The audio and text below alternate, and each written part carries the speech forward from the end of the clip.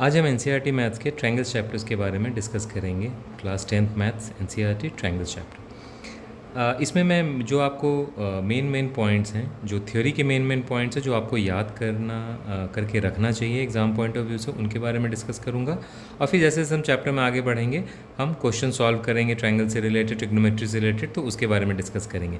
तो स्टार्ट करते हैं पॉइंट 1 से, जो कि बात करता है सिमिलर वर्सेस कॉन्ग्रुएंट के बारे में। सिमिलर मतलब सेम जैसा दिखता है, जैसे दो इंसान को हम बोल सकते हैं ना कि हाँ मोटा मोटी सेम हाइट का है, वो एक जैसा रंग है, बाल का स्टाइल भी सेम है और चेहरा भी मिलता है।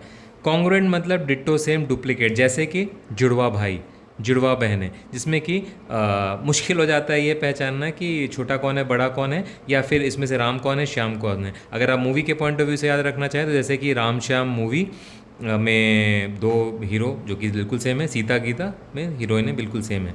और मैथमेटिक्स के लैंग्वेज में सिमिलर उनको बोलते हैं जिनका शेप सेम होता है, लेकिन ज़रूरी नहीं है कि उनकी साइज़ भी सेम हो। जैसे कि ए और बी दोनों सेम ट्रायंगल है, सी और डी दोनों रेक्टेंगल सेम है, लेकिन इनकी जो साइड्स हैं उनका डायमेंशन डिफरेंट है। कॉन्ग्रुएंट मतलब दो ट्रायंगल, यानी कि उनकी ट्रायंगल हैं और उनकी जो साइड्स का लेंथ है वो भी बिल्कुल सेम है।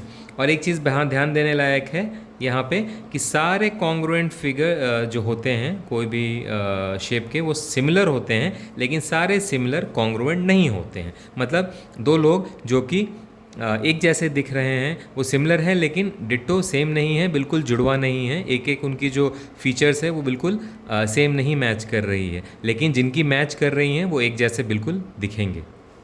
अब आते हैं दूसरे पॉइंट जो याद रखने लायक है कि दो पॉलीगॉन जिनका of the same number of sides are similar, मतलब दो पॉलीगॉन जैसे कि ABCD है, इनको सिमिलर तब बोलेंगे जबकि इनके जो कॉरस्पॉन्डिंग एंगल्स हैं, ठीक है, वो सेम हो और जो साइड्स हो ना वो प्रोपोर्शन में हो। कहने का मतलब है अगर ये 2 है, ये 4 है, ये 6 है तो ये 12 है, ये 4 है तो ये 8 है, और ये 3 है तो ये 9 है।